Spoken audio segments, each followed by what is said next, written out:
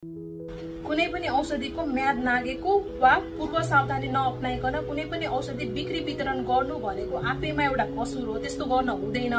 अब त्यस्तो गर्ने व्यक्तिलाई 1 वर्षसम्म कैद र 10,000 रुपैयाँसम्मको जरिवाना हुने भनेर व्यवस्था उल्लेख गरिएको छ। अब हामीले घर औषधि ल्याइसक्यो र त्यो सेवन गरेको छैनौं भने हामीले त्यो सिचुएसनमा के गर्न सकिन्छ भने हाम्रो कन्ज्युमर प्रोटेक्सन एक्ट अनुसार हाम्रो कन्ज्युमर हामी एज अ कन्ज्युमर हामीले सामान ल्याए बापत हामी एज अ कन्ज्युमर हाम्रो पनि राइट छ।